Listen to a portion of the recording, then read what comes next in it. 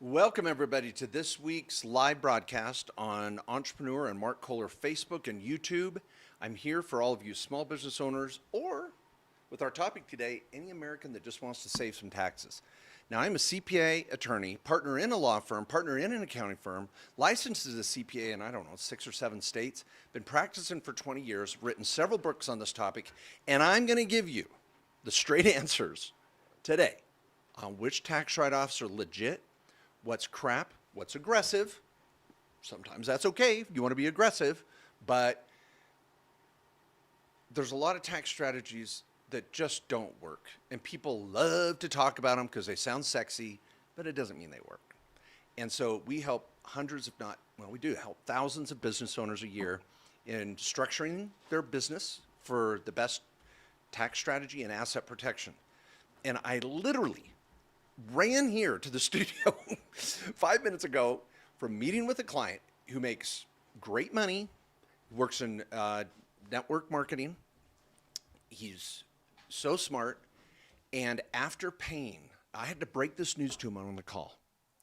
He probably paid more than $15,000 in tax he didn't have to last year because his accountant sucked. And he didn't know. He's like, Mark, I found you. I want to use you more. Can you give us a consult? We need one terribly. Can you just review our tax return? Help us get it structured. We'll do anything you say. And right out of the gate, within 30 minutes, we discovered 2 or 3 major problems. It doesn't mean he's going to get audited. The IRS is stoked. You're just paying him more money than you had to. There are some bad accountants and CPAs out there. There's also some really, really good ones, and they can be hard to find. But here's the bottom line, people. You are the captain of your ship. You sign your tax return. And this client that I was just on the phone with said, well, Mark, I just told him I just been doing what he told me. I did what he told me to do. And I go, well, so if the IRS audits you, you're going to go, he told me to jump off the cliff. The IRS doesn't care. Now, if you get a big tax bill with penalties and interest, and then you want to sue that Yahoo that gave you bad advice, you can. But the IRS doesn't care. They're coming after you. That's point number 1. So I'm here today. We've got Darren Charrington, one of my tax lawyers in the house. He's going to be helping me field questions. There he is. He's legit. He's really here. He's so young and vibrant looking. I love it. Darren's going to help me out today on some of these tax tips. I want to give you my top 10, 8, 9, 5, 12, 14, whatever we get to. My brain's always spinning. I got so many ideas. I love saving taxes, and I love making money, and I love sleeping like a baby at night. Actually, babies don't sleep that well. I like sleeping. I don't know. Who sleeps really well? Even my grandma struggles sleeping. And babies struggle sleeping. Teenagers. Teenagers sleep well. That's true. And they won't get up. Okay, I want to sleep like a teenager at night and not worry about the IRS auditing me. So my time is yours today with Darren. So if you have any questions, drop them in the chat below. Whether you're on YouTube or Facebook, just type in your question. Try not to write an epistle or your high school senior essay and tell me about your entire life. Just say, hey, I heard I can write off my auto. I want to do this. I want to do that. Hey, can I write off my cell phone for my spouse or my kids? Hey, can I take a trip and write off this when this happens? So any of those questions, I'm here for you today. And I'm going to make another general point that's very, very important. But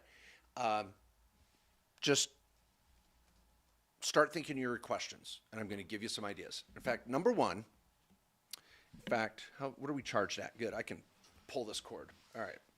Number 1 that I want to talk about, and I just mentioned it, but I want to keep a list. We're going to go through our list today. If you don't have a yellow pad handy, please rewatch this with the yellow pad, because I'm not holding back. There's no mastermind in Vegas in 2 weeks where you get all the real answers. For 1 hour, I'm going to throw down everything I can. Now, I do have workshops in the fall, 1 days and 2 days, a young adult financial training that we're doing for 3 evenings this fall. I've got my books. Hey, I want you to get this info. But for an hour every week, we just do our little open forum. So I'm here for you. Hope to wow you. All right. Number 1 that we just talked about is it's your tax return. You can't blame someone else if it's wrong. Big point. Number 2, Get your strategy reviewed. Whatever strategies or I'm going to put get your strategies reviewed once in a while. If you think you're killing it and saving taxes, why don't you double check? This client I met with, he's been with the same accountant for 4 years. I literally got emotional on the call when I broke him the news of how bad it's been. And he didn't know. And so get your strategies reviewed. Now, being on a forum like this, picking up my book, watching some YouTube videos, that's a great way to, you don't have to pay a ton of money to just say, hey, what's out there on writing off my cell phone? What's a good idea? What's not a good idea? And you're reviewing the strategy by reviewing the law out there. Now, here's number 3. Do not forum shop. Now, what that means, and Darren, if you have a better way of saying this, do not forum shop means don't look for the answer you want. As soon as you find it, you think you're okay. Just because when you go to the IRS and go, well, I thought I had the Augusta rule. I can write off 2 weeks in my house, paying myself to rent it for my meetings and da-da-da. Hey, you want to talk Augusta rule, I'll throw down. You want to talk cost seg. I've got the strategies, people. I've been doing it for 20 years. Any freaking tax strategy on the planet, in the United States, not the planet, in the United States, I've heard of it. I've got a lot to learn. I'm not saying I know everything, but I've heard them all. And I've got an opinion on which ones I think work and don't work, and I'm always open to learning new. I mean, I'd love a good tax strategy. Okay, but do not forum shop means don't try to find the answer you like and then live with it. Find an answer that answers that someone can and will stand behind. I agree with that 100%. I think that a lot of people kind of go out there and they're like, hey, well, I'm living this way and I'm doing this thing, and then they want to go find some justification for being able to write it off.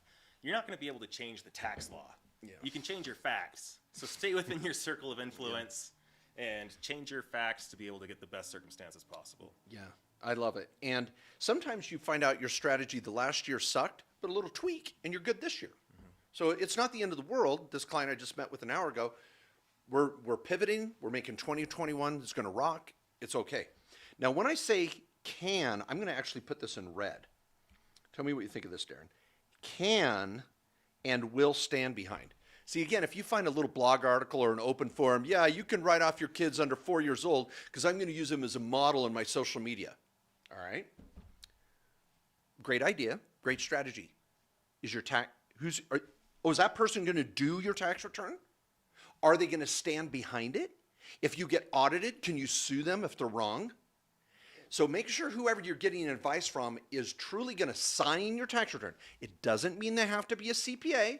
I don't want to be totally up in your grill on that. It makes sense that they would be, but you might use an enrolled agent, a licensed tax preparer, but they better have malpractice insurance, and they personally guarantee that your strategy is legal.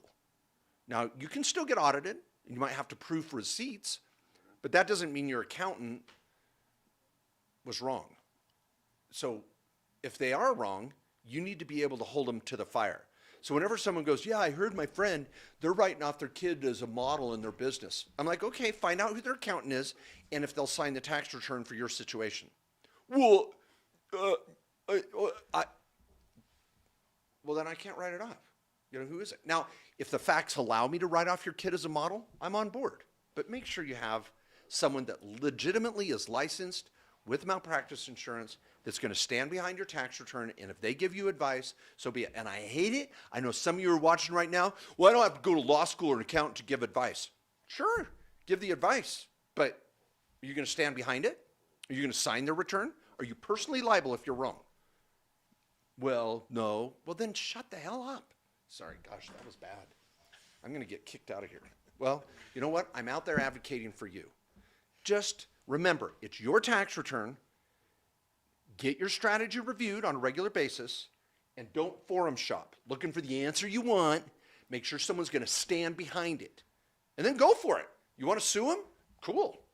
I may say it's a little aggressive, but if someone's willing to sign your tax return, and you know you can go after them for the penalties and interest on the penalties, Do it. Love it. All right. So those are your 3 basic rules. Now, I want to give you quickly, I'm going to give you top 10. I'm going to give you my top 10 strategies, and then I'm just going to field your questions the rest of the time. Does that sound okay? You guys good with that? I've got Jack, my marketing director here, and Corey, my producer. You guys complaining? Are we okay? All right. Okay. It's a little late in the day for a rock star, so I'm just throwing down the dew. Good year. Okay. All right. Ooh, I got another fine. Okay, I got it. I've got one other major point I need to make. Okay, under these top 3. So what should we call these? Governing principles of tax savings. It's very efficient. Do you like that? Sounds very professional. Governing principles of tax savings. All right, I've got one more, everybody.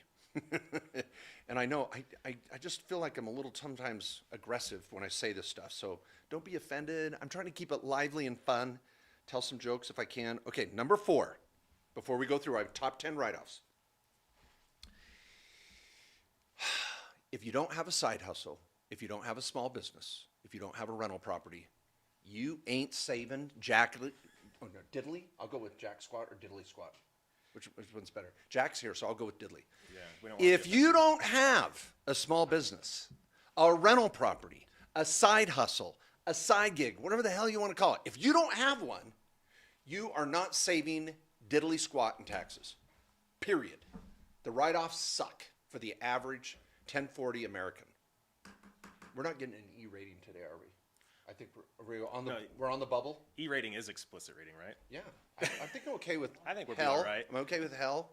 It's a farmer swear word. It's not G, maybe PG. Yeah, this is PG at best. We'll be all right. Now, guys, you have to have a side hustle. Now, let me explain why. And all of you are going to love this. Okay? Here's your 1040. Boom, boom, boom. Okay.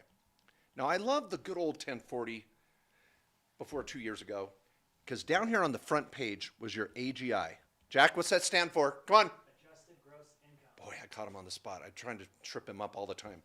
Adjusted gross income. Now, all of you should know your adjusted gross income, because when you go to apply for a loan, you're going to need to know it. If you go on a credit card app, if you're applying for school aid, school loan stuff, whatever, you should know your AGI. Okay, and Corey, I got it. I'm going to do it. Okay, adjusted gross income. Now here's the trick, everybody. This is literally number 4 of the governing principles of tax savings. We're going to trademark that after the show, right? Okay. Mm-hmm. Millions of Americans make money, have a great day job, corporate America, whatever the hell. They make millions of dollars, millions of Americans. They pay taxes, ba-ching, and then they pay for their cell phone. They pay for a new home computer. They travel to Florida to get on a cruise ship. They help their kids buy new clothes. They help their kids in college because they're eating cereal in your basement. Ooh, that sounded rough. I say that one all the time. Just do I not, Corey? I've been saying that for 4 or 5 years. Come on, save me. Okay. Jack's right here, Mark. There's a college student in the room that will go unnamed, not Jack or Corey, that goes unnamed, that eats cereal in their parents' basement. So I just okay. So people pay taxes and they pay for all this crap. Millions of Americans pay for their car, their home office, their auto, their cell phones, their kids, and they pay taxes. Do they get a write-off for this? The answer is no. They don't. Here's the trick. I'm going to put it in red.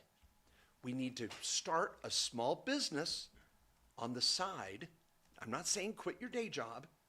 At least have a small business on the side, which could be a rental property. It could be a service. It could be online. It could be a multi-level marketing gig. It could be affiliate marketing. It could be 100 things.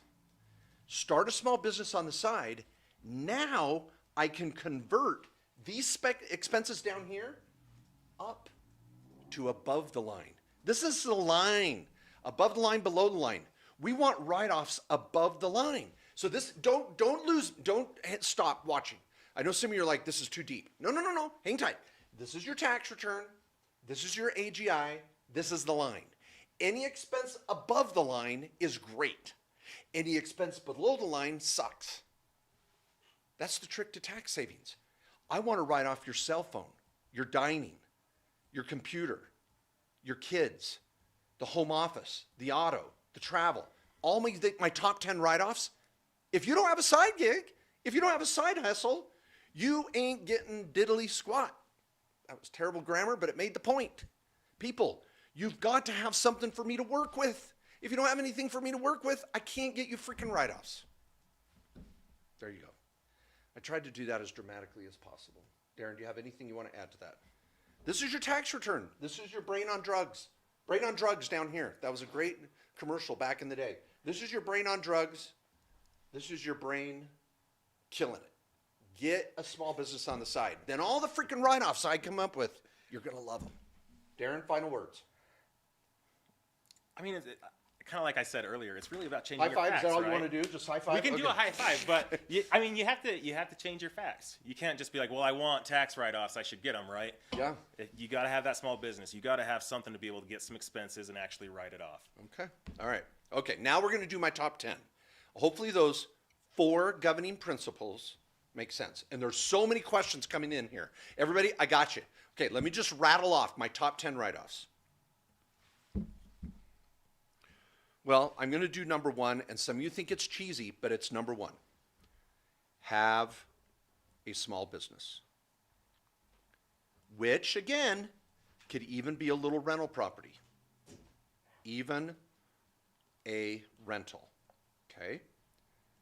Now I'm just going to go through the low-hanging fruit. Number 2, cell phones, cell service and phones. I'm going to come up with more than 10 people. I'm going to do it for you today. Cell service and phones. Now, here's a deep little topic on that. If your family's involved in the business and you pay for their cell phone, you just got to write off. All of my kids are on my board of directors or board of advisors. All of my kids help me in my business in some form or fashion. I can write off their cell phone because I got to get a hold of them. Now, if they pay for their own cell phone, which I want them to do, and some of them already do, then that's their write-off. But if I pay for it, I want to write off. Number 3, travel. Whenever I travel, I want to find a good reason to travel that's a business write-off as well. Now, on every one of these topics, I got YouTube vids. Please go start binging on them. Share them with your friends and family. You'll freaking love them. They're in my book, too. We should give away some books today. All right. Number 4, dining. Oh, now 100% dining for 2021 and 2022. Oh my gosh, it's huge, huge. Again, I've done a whole podcast just on dining, whole other topic. Number 5, auto, and you could do actual or mileage. Love that. Number 6, I'm doing this from memory, so you're going to have to help me fill out any others. Number 6, paying your kids, and no, paying family members. Okay. Now that may not include your spouse, because I've got some strategies with that, but this could be your parents, niece or nephew, grandchild, kids. So lots of family members in this. Here's the rule there. If you're helping family out with money, take a write-off and let them pay their own freaking taxes on it. Boom. Pretty straightforward. Okay, number 7. Okay, let me see. Small business, cell service and phones, travel. Okay, let's throw in electronics. Now, some of you may have said phones. Phones are a different nuance for me. I've got my Apple Watch. This is a tax write-off. It's a Bluetooth device to help me run my business. It's not a watch. I can't write off my Fossil watch. I don't even own a Rolex, but if I did. But you can't write off a typical watch unless it's Bluetooth for my business. Apple Watch is a perfect write-off for that. Go Google how to write off my Apple Watch. My article's number 1. Thank you. Okay, electronics, iPads, laptops, microphones, speakers, cameras. If any of you are doing business, you're on the web. If you're on the web, you're on social media. If you're on social media, you're taking pictures. If you're taking pictures, you may need to upgrade from your phone at some point. Get a camera. That's a write-off. Do you have a drone? Do you have tripods? Do you have a computer for editing? Do you have all this electronic crap that's around me today? That's electronics. And if you use it 90 to 100% for your business and you wouldn't have it otherwise, it's 100% write-off. That's what we're shooting for. Okay, electronics. Home office. Oh, do not get scared off by the home office. I had a fun question on a home office garage question this week. First time someone asked me a question about the garage in my 20-year career in a unique way. I'll bring it up today. This is real. You people sometimes are the best strategy givers. Let's put them through the matrix here. Let's see if they work. But I had a good one. Okay, I'll tell you now, and we'll answer it later. It'll be the reveal.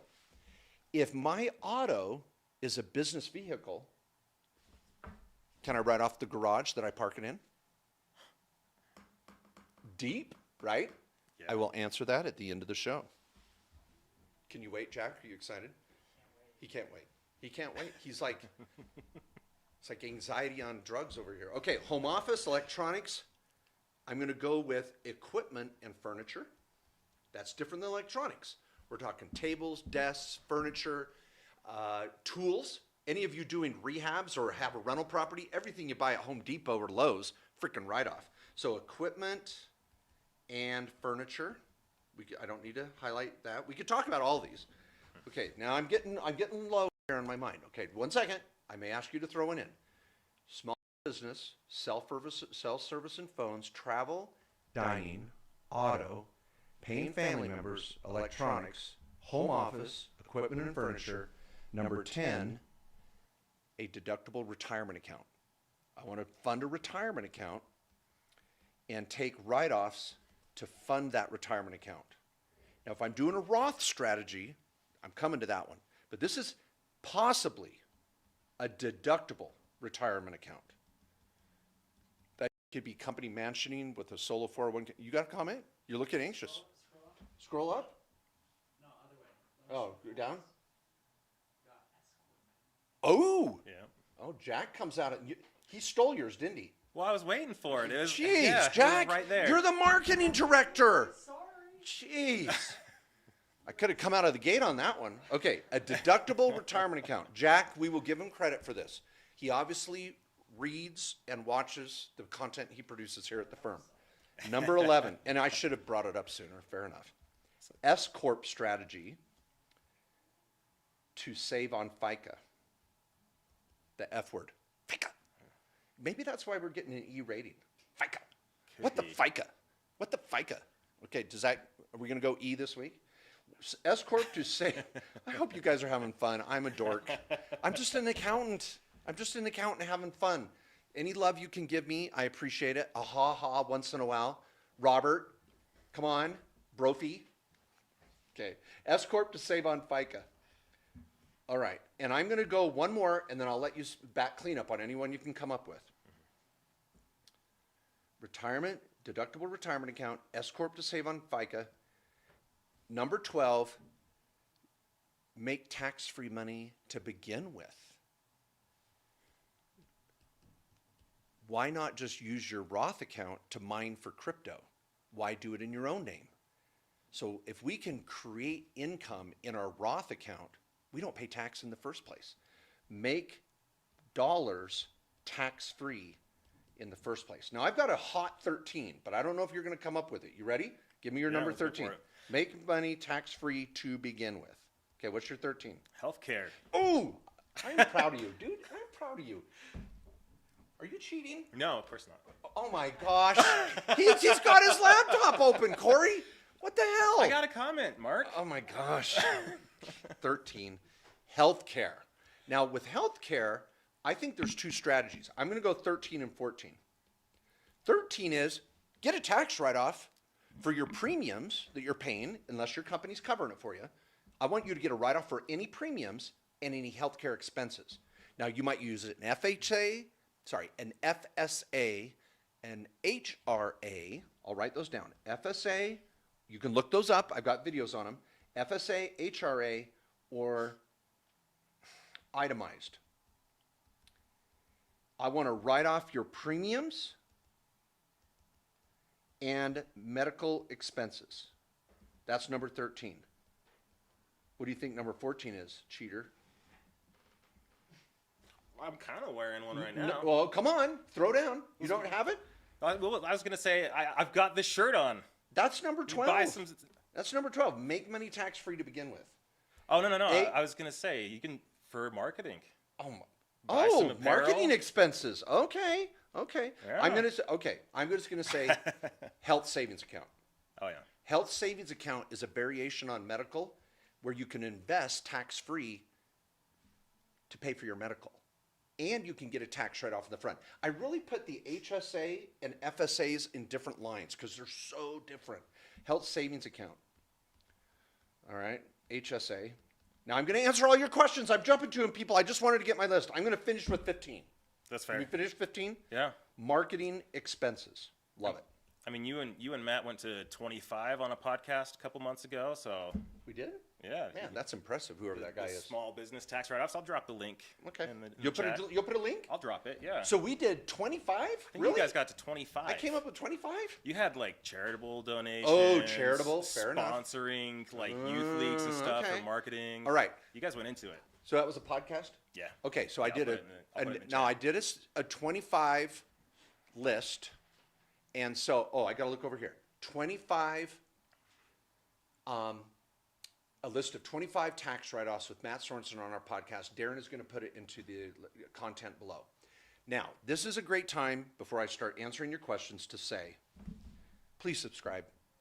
This is what makes it all work. Please subscribe, share this content, this little video with your friends or family or fellow business owners. And I know some of you are like, my accountant doesn't talk like this. My accountant doesn't have this. I'm not saying you have to fire your accountant, but bring them up to speed. Share, buy them one of my books. Have them go. I teach classes to other accountants. It's okay. We're all learning here. This is just my area, small business tax law. There's not many people like me doing what I'm doing out on the web and with the books and the videos and the blogs. Okay, let's do the questions. Now, Corey, I can't see the questions. Oh, now I can. All right. Where do you want me to start? You want to start at the top? A whole bunch of people. Well, A. Peter says, Mark is incredible. Thank you. You're awesome, bud. Okay. Bella says, Vito says, scheduling time with one of our attorneys ASAP. I will give you our phone number to our law firm accounting firm where you can schedule a review and get your stuff put together. But I'm going to go with Bella G. Bella's been here before. I've seen that face, right? Corey, am I right? Bella, she's so cute. They're on YouTube. Can I switch straight from an S Corp to a partnership, or is there a waiting period? Oh, Bella. I'm going to generally say no, and frankly, it's because I don't want you to do that. So, Bella, okay. So, if Bella has an S Corp, let's do our trifecta. So, here's my trust down at the bottom. Here's my 1040. Now, if those of you who are new to this, this is our trifecta, and we start with this with all questions, because I want to fit it in a master plan. So here's Bella down here. So cute. Here's Bella down here, and she's got her little skirt on, and there's her little legs. There's Bella. Okay, she has a trust and a 1040 tax return. And she says, I have an S Corp. Okay, so she has an S Corp. Now, what do you use S Corps for? People, if you have a small business generating sales income, product or services, affiliate income, crypto mining, a 1099, you're just out here making money, all right? You're going to ultimately be in an S Corp. If you make more than 40 grand net, we're going to get you over to an S Corp. And the reason why is I want to save on FICA, and Bella's going to be the owner 100%. And she's going to do a W-2, and she's going to take draws. Now, the goal is I'll put this in red. The goal, Bella, right, is you want to take as much as you can in draws and as little as you can in W-2. So as she takes the lower W-2 and the bigger draws, she's going to save taxes. And we want to be at a point with our salary allocation, the IRS is happy. We've been doing it for 20 years, never had a client audited for this allocation. But then Bella says, I want to do a partnership. Now and don't be offended, Bella, but what's odd about that is I never want you to get rid of your S Corp. Your S Corp is cool. That's yours. I have one S Corp in life. It's all mine. Now, the trifecta is over here if you have an LLC for rentals or Bitcoin or investments or land or oil or gas or whatever. So you're investing over here. The LLC holds our assets. The S Corp runs the business. This is the restaurant building. This is the restaurant. So Bella, she owns both the LLC and the S Corp with her trust, but she's bringing on a partner. So Bella, the first thing I would ask you is your partner going to be on the operations side or is it going to be on the holding side? Because see, remember, this is holdings. Now everybody just because your question isn't being talked about right now doesn't mean you turn off. Bella's question's a good one, and it's going to probably answer some other questions. Millie, investment property. Investment property goes over here. Investment property is here on the holding side. Over here is our operations side. Now, I know some of you are sick of hearing this, but I don't get sick of saying it because I love it. This is your foundation. So Bella's bringing on a partner. Well, if she already has investments, I don't want to make a partner here because they're going to get half of everything she has. So if it's an investment, if Darren and I are going to buy a rental together, my trust would own 50%. No, mine would probably own 80%, and Darren's would own 20%. Is that okay with you? Take it or leave it. Probably going to be that's Take probably it or per leave it. capita. I'll take it. Okay, I'll take it. Man, this was it. This was your chance. Okay. I'll take it, yeah. So, but we set up an LLC to hold. Okay. So, Bella, if you're forming a new partnership and it's for an investment property, just set up a new LLC in the state where your investment property is. Now, if she goes, well, Mark, we're going to do operations together. Perfect. Set up an LLCs for operations, and your S Corp owns it. And their S Corp owns the other one. So if Darren and I say we're going to open a restaurant, cool. Open up a little restaurant. 80% for me. You want in or not? 20. Go ahead. Yeah, Come on, isn't it? I'll take it. I'll take it. All right, 20%. I'll take it. Now here's Darren's S Corp, and here's my S Corp. So here's Darren's S Corp. Size matters, and here's my S Corp. You can see the difference. Whose team do you want to be on? Okay, I'm just saying. Darren's a good sport. Okay. Now, okay. So, but Bella, don't change your S Corp. People, I, Mark Kohler, have one S Corp in my life. That's it. Scout's honor. Some of you may be like, well, Mark, you're a tax lawyer. You probably got tons of S Corps. No, I don't want tons of S Corps. Bella, you have one S Corp.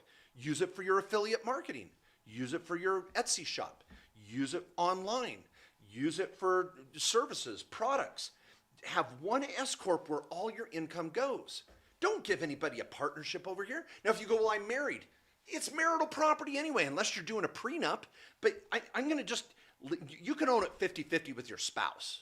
But that's still an S Corp. It's not a partnership. A partnership would be up here in the LLC level. So Bella, set up an LLC that's owned by your S Corp. Now, I may have totally missed your question, but don't change your S Corp to a partnership unless you're just adding your spouse as a part owner, a shareholder in your S Corp, but I wouldn't call it a partnership. Just stay away from that. Okay, Darren, what do you got? You got a question you like? Or should I go to, we were going to go to Roy Lee. Well, I wanted to bring up, because you mentioned, I forget who it was, but somebody mentioned investment real estate. I don't think that was on our list. Oh, ooh. That's huge. Okay, yes. I hate Rental to- property. I'm I going hate to to do change number it off 16. of an even 5. Okay, but- everybody go back to your yellow pad. Go back to your piece of paper. We're going to add rental real estate here. Man, it's no longer a top 10, Jack. This is legit. Rental real estate. You have to change the Yeah, title. I got to change that. Making Okay. Jack's job Rental real harder. estate.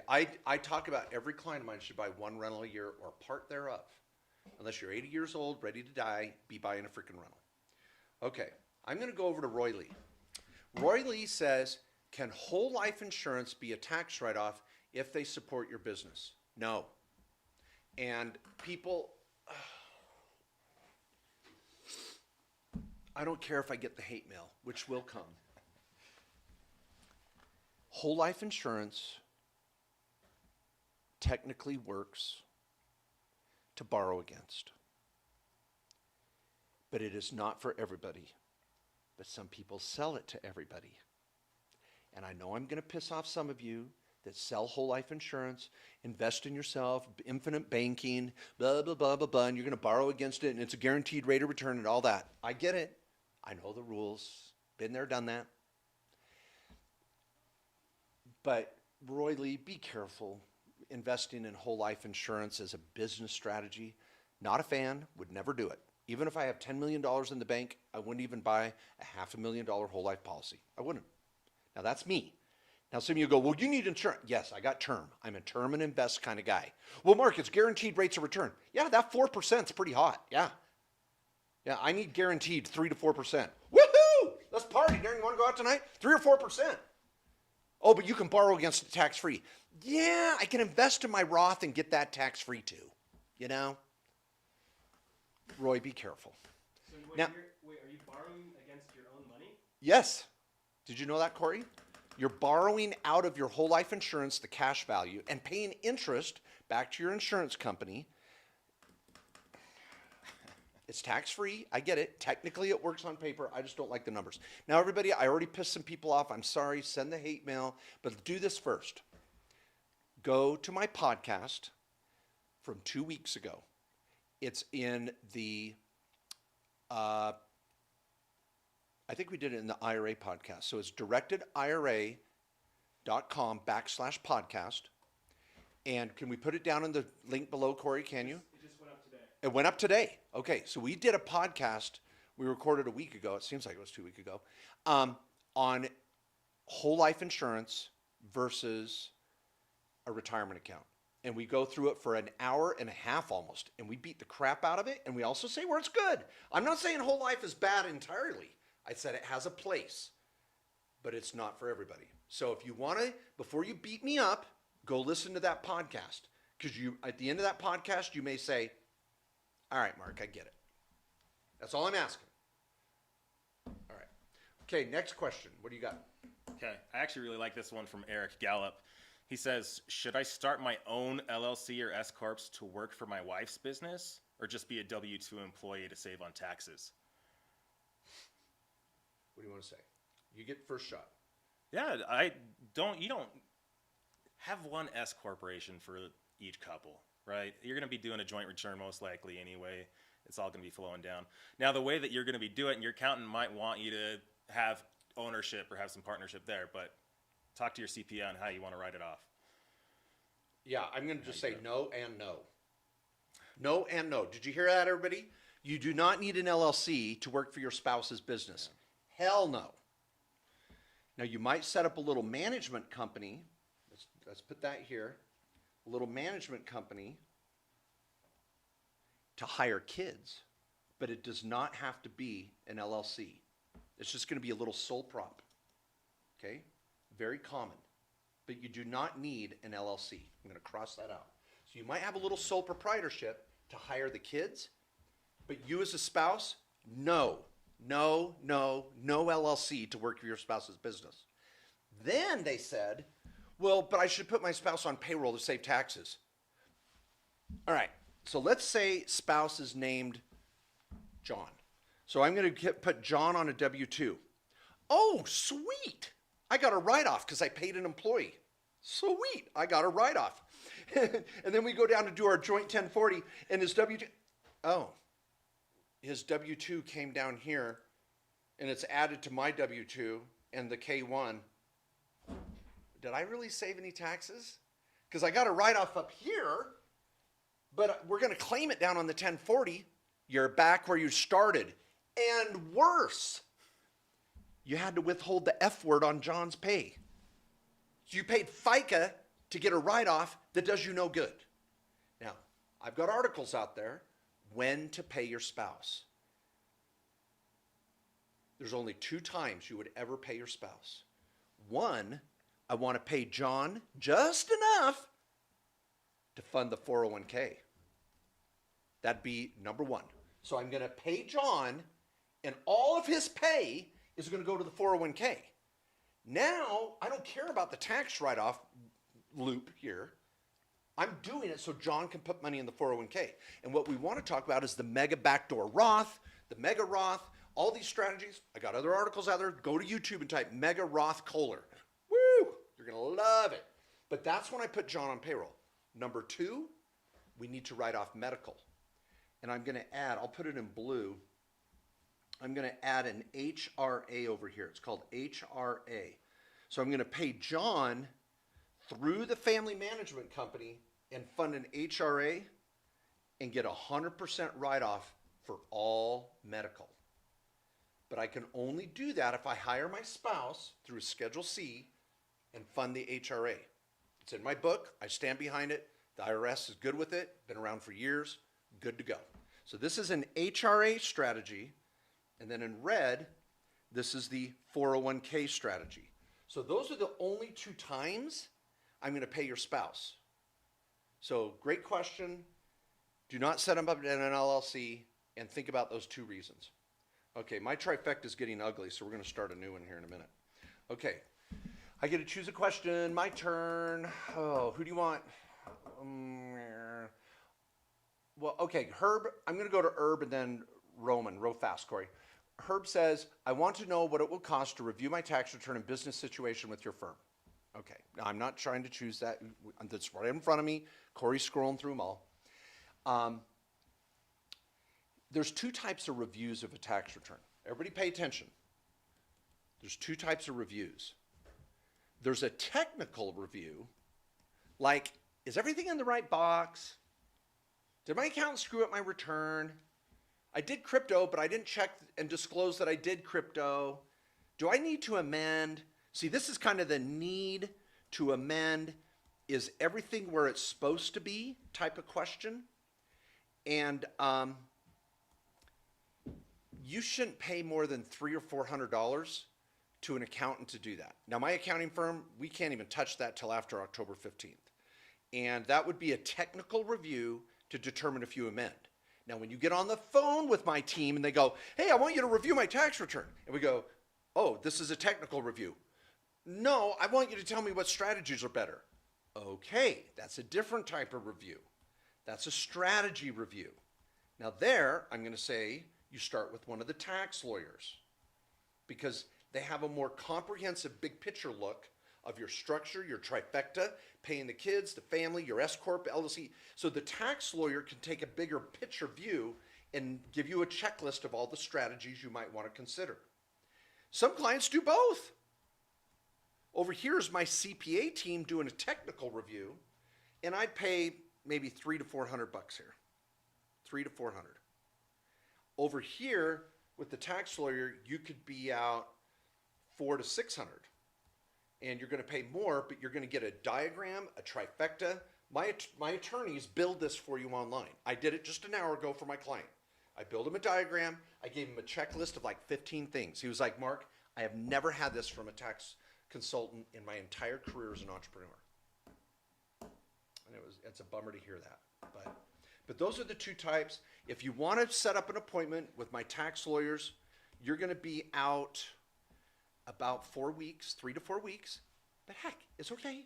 We still got plenty of time before the end of the year. And you're going to call 1-800-888-088. I forgot the 880 0010 888. 801. Nope. I'm going to give you the local number, 435-586-9366.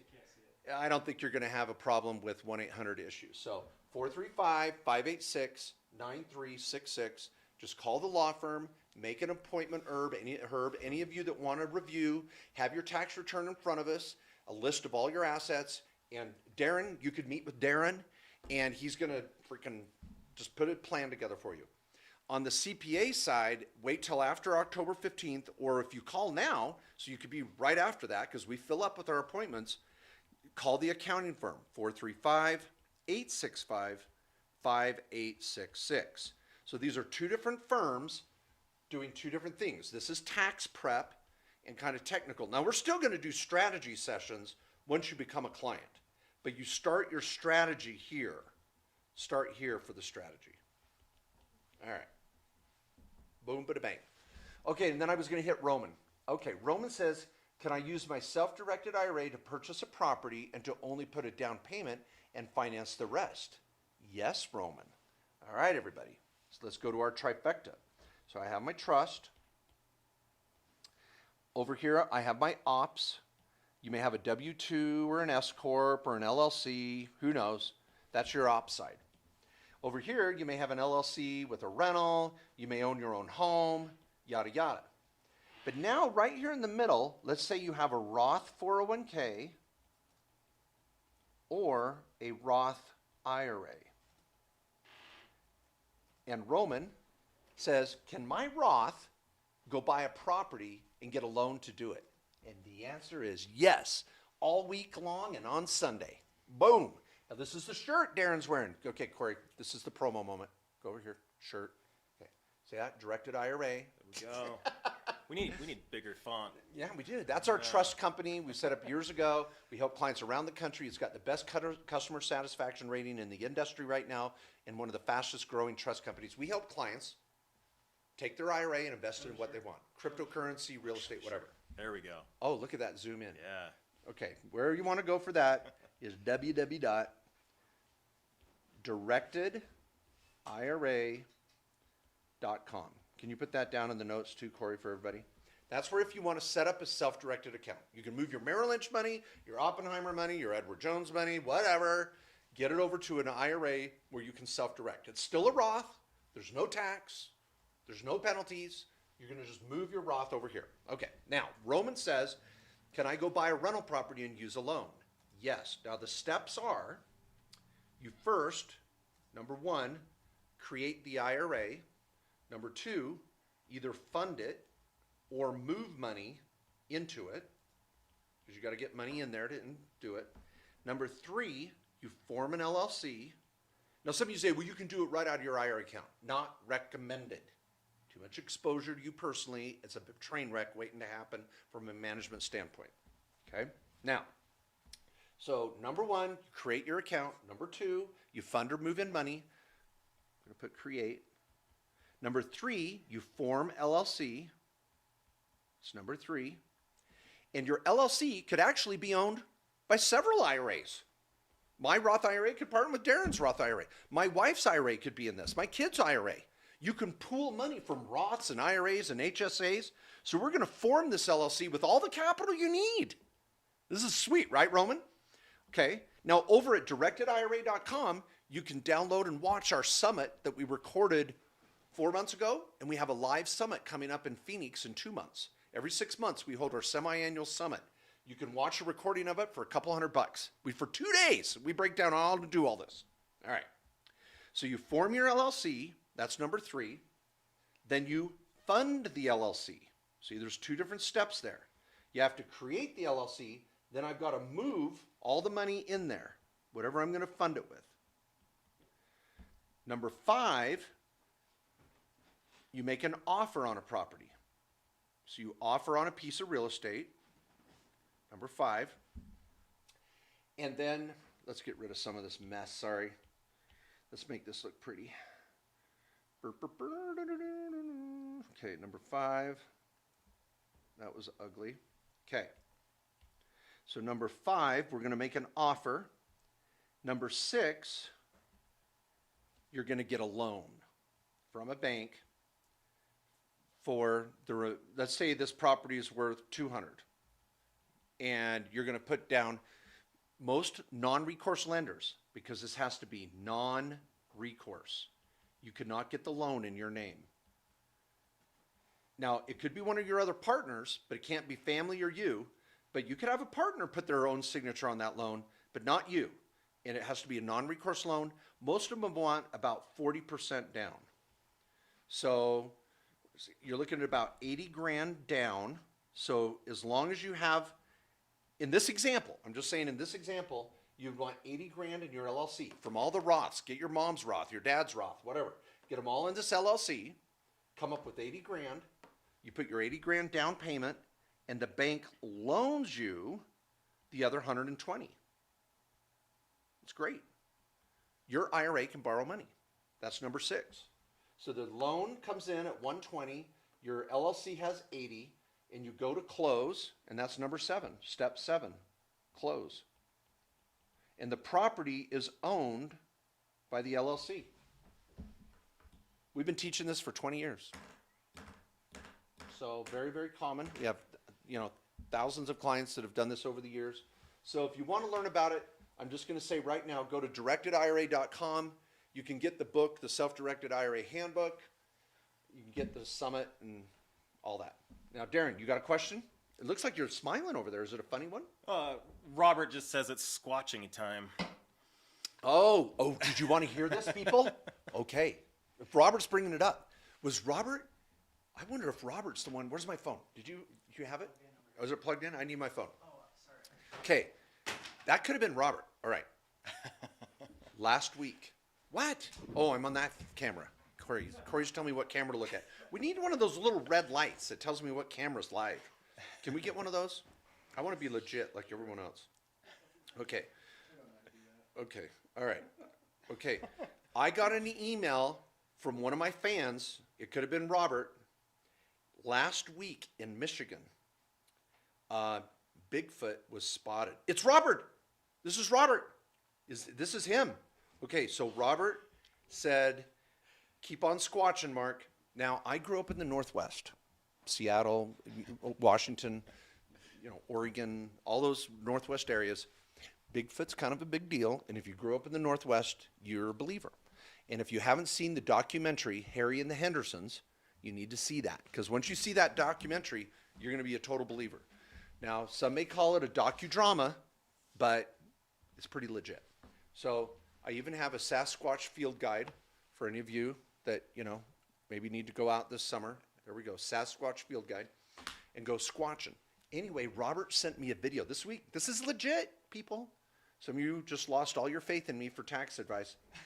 Okay, there was a Bigfoot filmed crossing in a river in Michigan with a guy and his group that were kayaking. And it's pretty legit. So if you want to Google that, Google Bigfoot crossing river, Michigan. Last week. You're going to be a believer after seeing that. Just saying. Okay. All right. Back to our questions. Is it your turn? Yeah, I'll grab one real quick. So I've got one. I want to do Avery's too. I want to come back to Avery after you're done. Okay. Go ahead. Where was it? Okay, from Tom. All right, so Tom asks, if someone has a side job like cutting grass, they got paid cash to do it, do they really want to add this income to their taxes? Okay. What's his first name? Rob? Tom. Tom. Okay. So Tom says he has a sole prop, not an LLC yet. Maybe Tom will in the future. And he may have an S Corp in the future. And what's his business? It's landscaping. Now, the age-old question is, he's like, Mark, someone's going to pay me under the table cash. I'm just going to take it. I'm not going to report it. Now, first of all, when you go through the pearly gates and Peter asks you if you cheated on your taxes, it's not looking good. That's the very first question. Yeah, it's not good. So be careful. Number 2, you don't get any write-offs when you do cash. Sorry, was I whispering? Yeah, you're good. I was whispering? Okay. Good for the economy. Helps everyone. Okay, now. Sorry, I know you Biden folks don't like that, but hey, when Trump was an idiot, I'd call him out.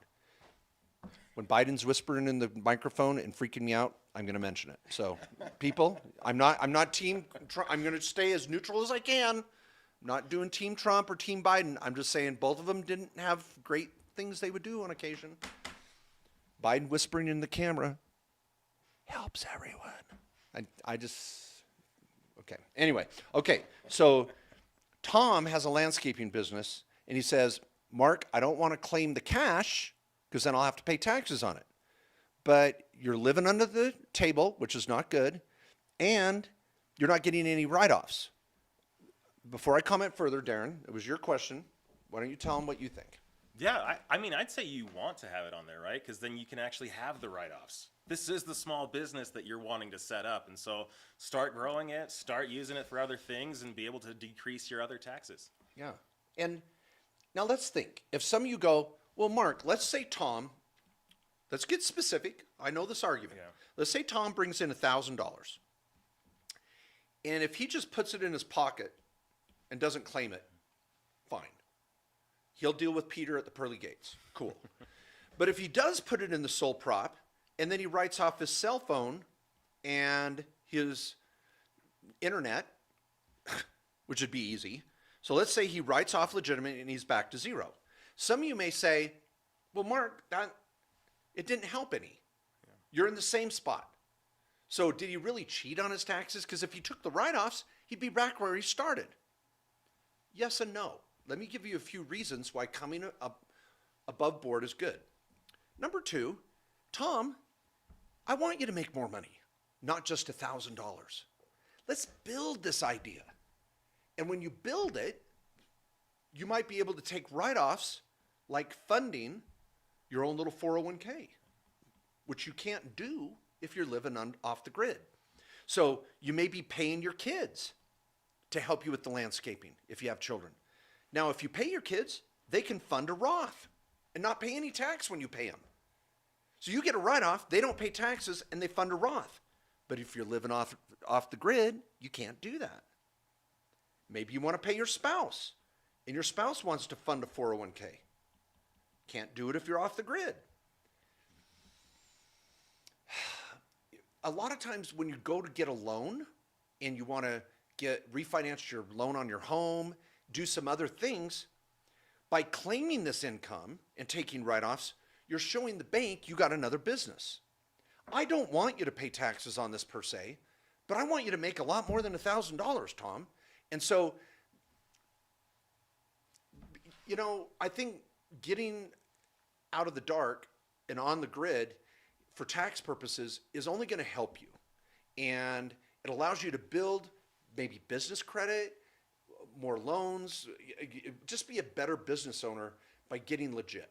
What do you think? Any other? Yeah, absolutely. I think you nailed it on the Roth for the kids, because I mean that's a huge strategy for being able to save for your children.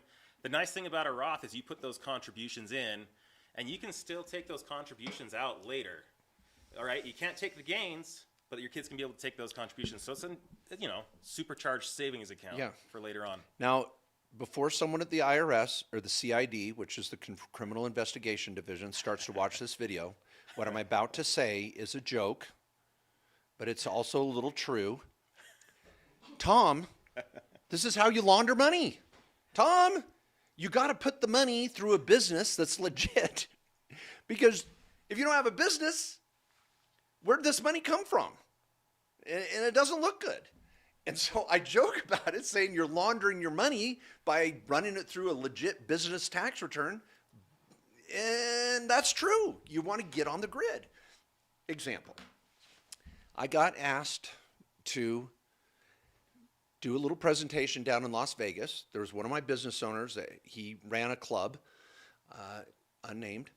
And he said, I've got a lot of workers that are getting paid in cash. And I want you to come down and give them a training on how to set up their S Corps. These were really nice women, really nice ladies. And I mean, these are girls you want to take home to mom, maybe, but they were really nice. And I joke around. I'm not kidding on this story. A lot of single moms, couldn't buy a home, had no credit because they were living on cash as dancers in Vegas. I did tell my wife I was going down to give this presentation, and it was during the day, and everybody was fully clothed. Darren. But it sounds a lot more lascivious than it really was. Mm-hmm. But I did give a tax presentation to a bunch of strippers, and I'm not kidding. And I tried to get them all set up on S Corps so they could get legit. It's the same thing.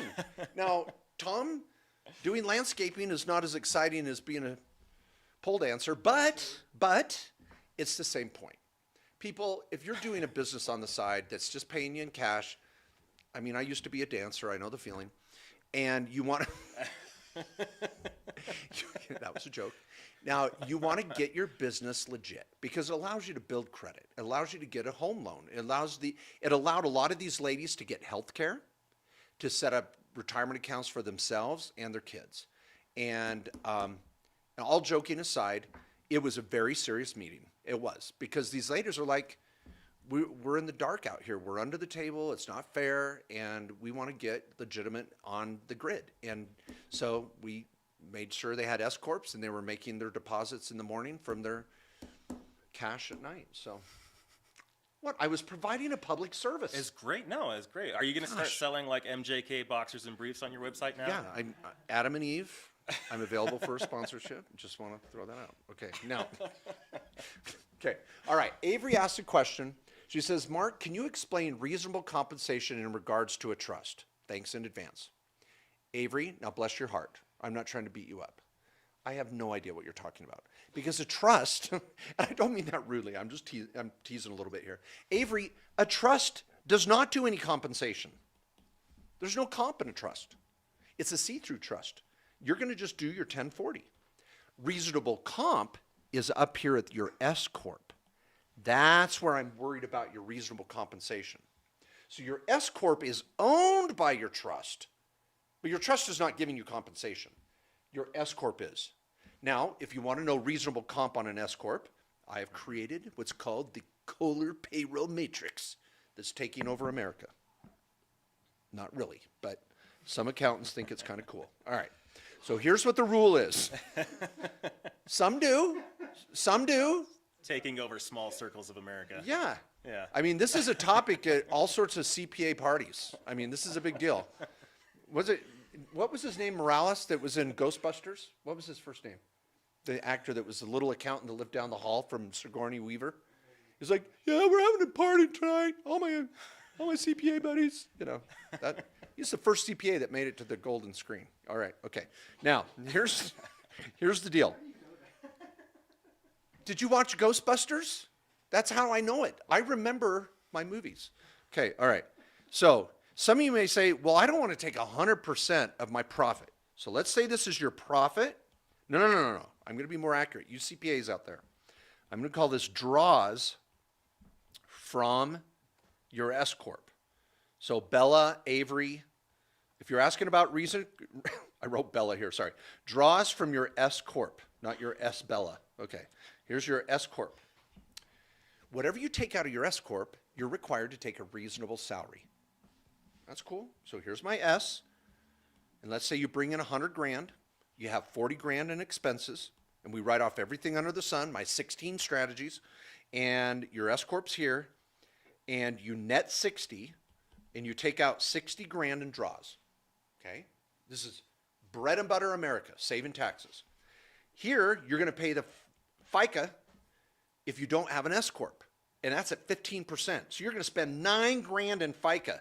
Ugh, I do not want to do that. So I'm going to do an allocation. I'm going to take a W-2, and in this example, I might do a 30%, I may do a 50% allocation. So I'm going to take a 30K salary. Now, you still take a draw. You don't have to issue a paycheck. Just take the money when you freaking get it. But your draw is actually going to be 30 because we're going to split it. So we're going to take part W-2, part K-1. Now, there's ways to make this so easy, and we have a payroll department to do it. But look at what happens. Now I cut my FICA in half. So I just saved $4,500 by going to an S Corp. That's why it's in my top 15 strategies. This is a big deal. So, can I ask you something?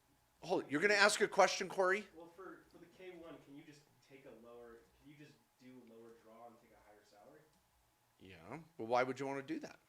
Less FICA? Corey says, why don't you take a higher salary and a lower draw?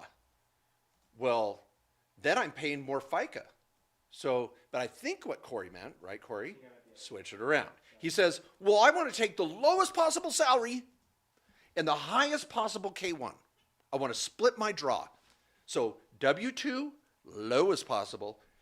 K1, as high as possible, right? Corey, that's what you're thinking. Yeah. So I met a doctor once who was classic. He came to my office. He goes, Mark, I made 300 grand last year. I took a $10,000 salary. You think I'm in trouble? I'm like, run for the hills, bud. The IRS is coming. You don't do that. You got to take a reasonable compensation, a reasonable salary. And that's what Avery and Bella and a lot of people are talking about here. So what I want to do with this reasonable salary is take just enough to keep the IRS happy. So here's my matrix. You may make 50 grand, 100 grand, 150, 200, 250. Now so your income is going up. So see, here's my matrix. As your income or your draws go up, check this out. This is ingenious. This is why CPAs eat this up. At 50 grand of income. Now, where's Avery? I used an example of 60. So 60 here. I'm going to be at about 50% allocation. And then I'm going to bring it down. In fact, I start up here. And I go like this. So the more money you make, the less payroll it is. The more money you make, the less payroll you take as a percentage. So if Bella or Avery is at 60 grand in salary, I'm going to do a 30 grand payroll. See, I'm at 50%. At 150, I might do a 33%. At 250, I might do a 27%.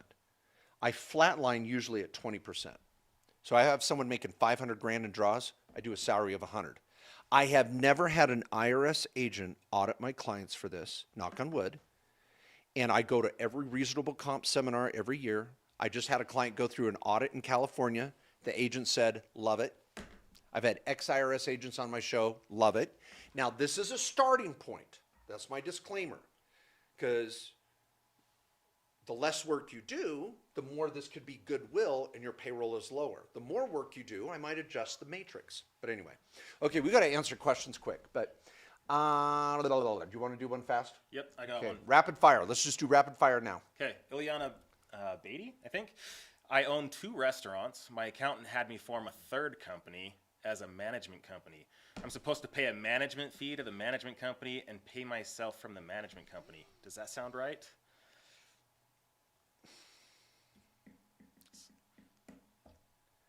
First name?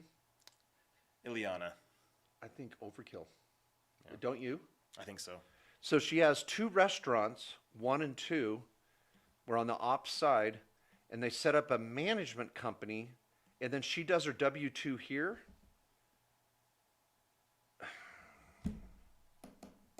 Now, if she has partners, okay, there could be partners in this deal. I love it. Yeah. But if she's the 100% owner of these 2 restaurants, I don't think she needs the management company. You? No. You better have a dang good reason. I mean, the only thing I could think of is maybe doing an S corporation holding structure, right? If you don't want Yeah. to share liability between the restaurants, Yeah. maybe split them out, do 2 LLCs, have it flow down into your S corp. Okay, now there's a good point.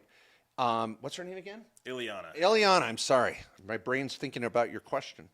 Here's how I would do it, is you have an LLC for each restaurant. So that way you can keep separate liability, but you better have separate payroll, separate employees, all that crap. I don't know if you do. But let your S Corp be the owner at 100%, 100%. So you don't set up a management company, you set up an operation holding company. Bring that back to your accountant and maybe do a conference call with Darren or me and say, I want an operational holding company to own my 2 LLCs 100%. The beauty of that is you only do 1 tax return. But again, for asset protection, you got to be processing payroll and merchant accounts separate. If you're not doing these separately, they're going to be one thing in a lawsuit. So, but you should have 1 S Corp, not as a management fee, but just as an owner. That's what I'd say. Okay.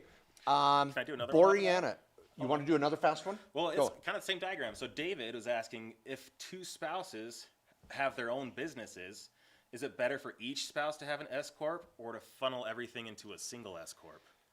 Your answer? I'd say funnel it all into one. I do agree. If possible. Yeah. He said if you're husband and wife and you both have 2 separate businesses, just have 1 S corp and 2 different DBAs. You know? I'd like to try to keep it down to one S Corp if we could. Now, if you each have your own employees, one's a doctor, one's a lawyer, and you've got professional licensing involved, you're going to need two S Corps. But I think the first goal is to keep one S Corp between husband and wife when possible. Okay, Boreana, for how long I need to keep my tax returns? I have a home mortgage and rental property. Keep your tax returns at least 6 years. Keep them 6 years. Digital copies are fine. Abdielo Palamo from Texas. How do I set up a DBA under my LLC? Oh, this is great right here. I want to start a similar company with a different name, but still have the protection of the LLC. Right here. This is your example, Abdiel. You just apply for the DBA in the name of your LLC or your S Corp. And it sounds like you're going to eventually be an S Corp. If you're setting up DBAs, that means you're operational business because you don't need DBAs for rentals. So you're ultimately going to be an S Corp, but you're an LLC now. Just apply for the DBAs in the name of the LLC. Goose Creek Unlimited. Can we set up a self-directed IRA in a trust we create without having another holding company involved? I bet you dollars to donuts. Goose Creek Unlimited, you're in the state of freaking California, and you want to set up a trust instead of an LLC to have your IRA. We did a podcast on this as well in the Directed IRA podcast series about 3 weeks ago. Goose Creek, I know you want to get around the $800 minimum tax. I know it. I lived in California for 8 years. But Goose Creek trusts have problems.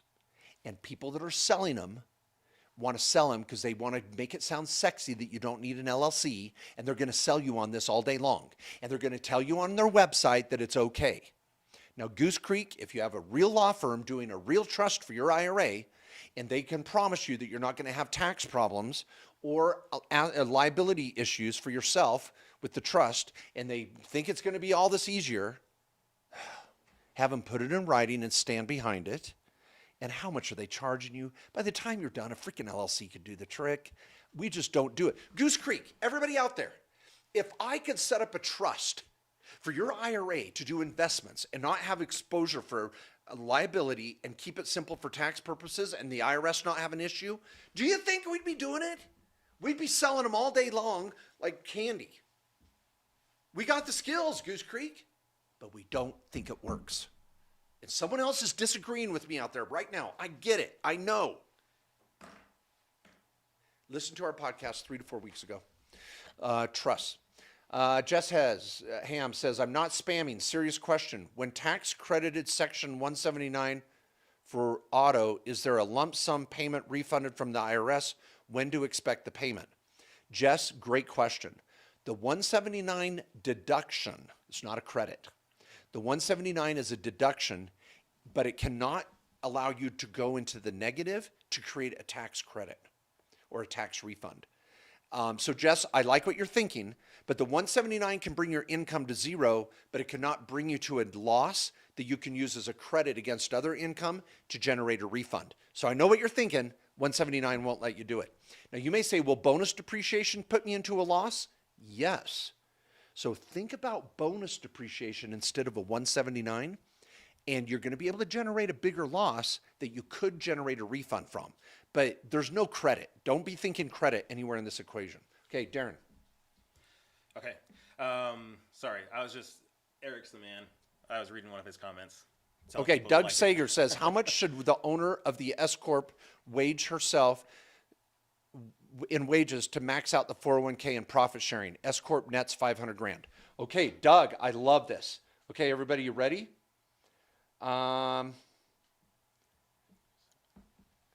Okay, Doug says he has an S Corp or herself. Doug asked the question, but then he says herself. So I'm just going to go with Doug. So Doug here owns an S Corp 100%, or it's husband and wife, don't care. He nets 500 grand. So let's say he's bringing in 700 grand and he's got 200 grand in expenses and nets 500. He says, how much should the wages be? Now, Doug, this is deep, everybody. My first question isn't, Doug's asking this, how much should the wages be to max out the 401k? The first question is not that, Doug. The first question is, how much wage do I have to take to keep the IRS happy? Then we address, what is that going to get you in a 401k? Then we address, is taking more wages worth it? Do you see that nuance, Doug?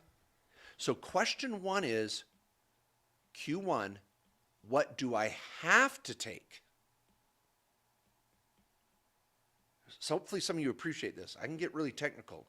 What do I have to take in salary? Don't let the tail wag the dog, Doug. Question two, what is my 401k contribution at that point? And question three, should I take more? Huh? Okay. Now this is where it gets good.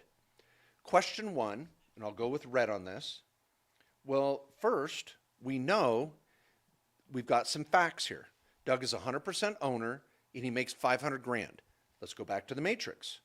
What did I say here? I flatline at 20% to stay out of problems with the IRS generally. Let's go with it in this example. If he's got 500 grand in income, flatline at 20%, his salary should be 100 grand. So he's going to take 100 grand W-2, which turns his K-1 into 400. So he's still going to be taxed on federal tax and state tax of 500 grand. It's just we're only paying FICA on 100. That's the trick. If he didn't have an S Corp, oh my gosh, I don't even want to start to do the math on 500 grand because the FICA phases out at 140 this year. Then you've got Obamacare, then you've got Medicare. I mean, he'd be paying another 15 to 20 grand in taxes. So the S Corp is a good move. The W-2 is 100 grand. Well, what can he do in a 401k this year? Now I'm going to assume Doug is under age 50. So he could put away $19,500. That's Roth or traditional. And then the company match would be 25% of that. So 25% of 100 would be 25 grand. Now, if Doug is over age 50, he could do another 6,500, which would put him at 26,000. So he could do 26,000. It's sick that I know this off the top of my head. I'm a nerd. Okay, 26,000 plus the 25. So if he's 50 or older, look at this. He's doing $51,000 in a 401k. That could be 100% tax deductible. 51,000 in a 401k, 100% tax deductible. Now this part could be Roth if he wanted, and this part would be deductible if he wanted. Now here's what's tricky, everybody. Now I'm assuming Doug has no other employees. This is a solo 401k. If he has other employees, this whole example is out the window. We're going to do a couple of questions after this and call it a day, but this is good. All right. Now, what we like to teach is the mega backdoor Roth. So if he could do more in a Roth, his maximum this year is $58,000 with company matching, right? So Yeah. 58,000, is that, I didn't gonna bring my be- calendar. Is that 50 and older or not? I'm embarrassed. 50 and under is 58,000. 50 and under is 58,000. 64,500 for 50 and older. Cool. Corey has a calendar here. If you have my Mark J. Kohler calendar, they sell out every year by January, February. Be on the lookout for this upcoming year. We're going to print more. 58,000. Catch up would be 6,500 on that. 64, So 500. 66.5? 64. 64.5? That's right. Yeah. So he could do 58,000 or 64.5. All right. Here's the trick, Doug. You say, well, I want to take more salary, but the only variable you have is 25% of salary. So to do to get you up to 64.5, you've got to do 13,500. If I do 13,500 divided by 0.25, 13,500 divided by 0.25, you got to take more salary of 54 grand. Your FICA on the next 40 is going to be 15,000. So look at this. To just put in 13,500 more dollars, you got to at least pay $15,500 on $40,000. Yep. It's not worth the FICA. So what you do, it's called is it an after-tax contribution, right?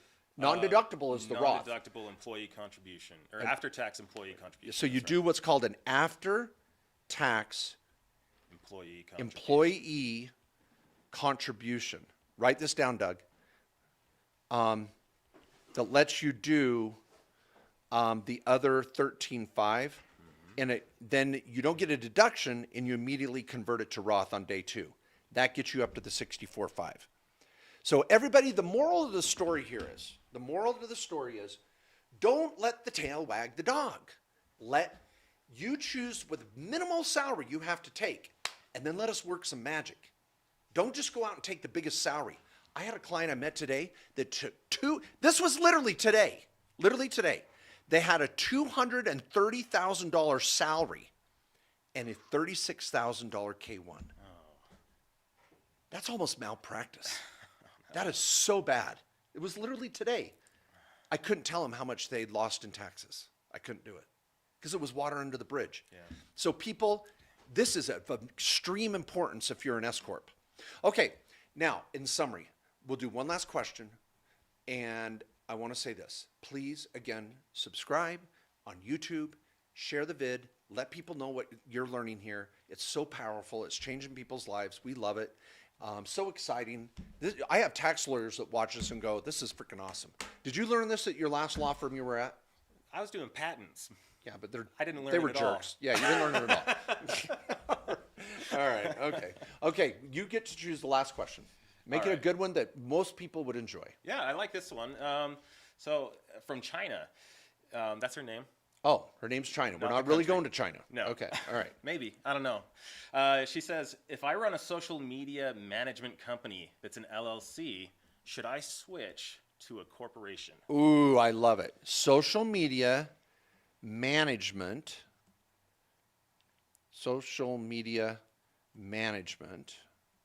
business.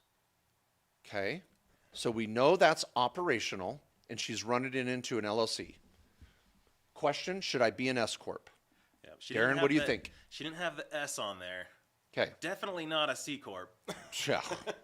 But hell no. Yeah, potentially you could go to an S Corp. Now there's going to be a certain point at which you'll want to switch, because S Corps are more expensive to maintain. You have extra filings and things like that. So usually you want to wait until around $30,000 to $40,000 of net income. There you go. That's the reveal. So I want to see your income, China, at about net 40. This is where a lot of realtors start out as an LLC, and then they just see how it goes. Yeah. If they can get up to, so maybe you're bringing in 60, you got 20K in write-offs, and you net 40, make the switch to an S Corp. It's really expensive. We charge $150. That's it. Keep the LLC. Keep your EIN. Keep the name. Don't change a thing, China. Just make the S selection. We can help you do that, $150. You're going to have to do a tax return at the end of the year and do your payroll reports during the year. The S Corp is going to cost you about $2,000 a year. $2,000 a year. But in this example, if you switch to an S Corp, we're going to do 20K in salary, 20K in your K1. That's going to save you 15% on 20 grand. Do the math. That's 3,500. Now this is hard math. Save 3,500, spend 2,000. No, hold it. This is really hard. Okay, let me get this straight. Save 3,500, save 2,000. I don't know. Would you do it? I know this is really hard. Let's do it one more time. Save 3,500, spend 2. It's close. Spend 2,000. Yeah, I don't know. I think it's close. Yeah. How many of you would like $1,500? That's not chump change. Extra $100 a month, right? I know I'm being very, my wife would say passive aggressive. People, if you have an S Corp and you're making more than 40 grand, please learn about the payroll matrix. Get a consult with our office. Yeah. You can wait 3 or 4 weeks. It's no big deal. We're not going anywhere, and we're going to save you a ton. We're training as many lawyers as we can on a regular basis. If you're a lawyer living in southern Utah, southern Idaho, or Phoenix, give us a call. You may want to join our team. We appreciate the opportunity to work with smart lawyers that want to become tax lawyers and actually do good in the world. You know, oh, that sounded bad. I probably hurt someone's feelings. Okay, everybody, we'll see you next week. We should be here on Thursday at 4:00 Mountain. Changing lives. Please send in your questions. Excited to be here with you. Sign up for the podcast. Sign up for the newsletter. It's all there. The links are down below. And subscribe. We want to help you be successful in your little American dream. Thanks, Darren, for being here. Thanks, Corey. Thanks, Jack. Thanks to all of you in the studio audience. Let me hear you clap.